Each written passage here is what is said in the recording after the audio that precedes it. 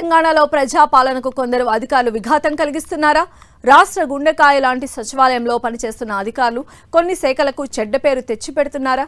విద్యాశాఖ అధికారులపై వినిపిస్తున్న గుసగుసలు ఎంతవరకు నిజం? వారిపై సీఎం రేవంత్ ఎలాంటి చర్యలు తీసుకోబోతున్నారు? ఇప్పుడు చూద్దాం.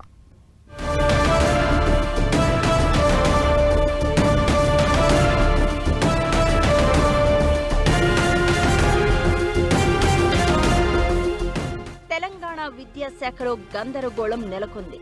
ఏకంగా విద్యాశాఖ సీఎం రేవంత్ రెడ్డి చేతిలో ఉన్నా ఆ శాఖలో తప్పిదాలు కామన్ గా మారిపోయాయి. ఇద్దరు అధికారుల పర్యవేక్షణ ఉన్నా ప్రైవేట్ ప్రభుత్వ విద్యా సంస్థలు ఉద్యోగులు ఇబ్బందులు పడుతున్నామని చెబుతున్నారు.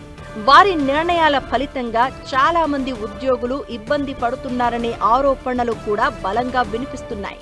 ఇటీవలి కాలంలో యూనివర్సిటీల కాంట్రాక్టు ఉద్యోగులు జీతాల పెంపుకు సంబంధించి విద్యాశాఖ ఉన్నతాధికారులను కలిస్తే మీకు జీతాలు పెంచే ప్రసక్తే లేదని ఖరాఖండిగా తేల్చి చెప్పారట.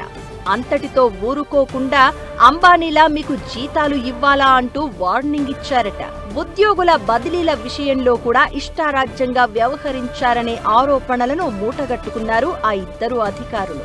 విద్యా కమిషన్ ఇచ్చిన రిపోర్టు అంశంపై అధికారులు భిన్నాభిప్రాయాలు వ్యక్తం చేయడం కూడా వివాదాలకు తావిస్తున్నట్లు తెలుస్తోంది.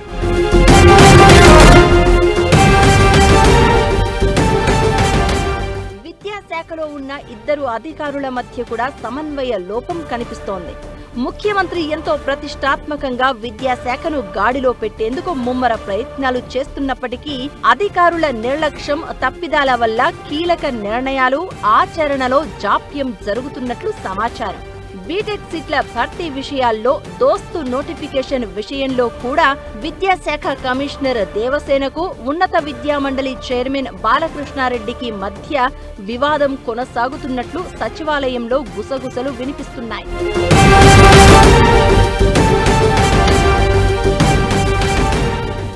మొత్తానికి ఉద్యోగుల సర్వీస్, కాలేజీలో అనుమతులు, skill university, young India integrated స్కూలుకు సంబంధించిన అంశాల్లో ఈ ఇద్దరు ఉన్నతాధికారుల తీరు ఇబ్బందికరంగా మారిందని ఆరోపణలు ఆ శాఖ ఉద్యోగుల నుంచి వస్తున్నాయి. మరి ఈ విషయంలో సీఎం రేవంత్ రెడ్డి ఎలాంటి నిర్ణయం తీసుకుంటారో చూడాలి.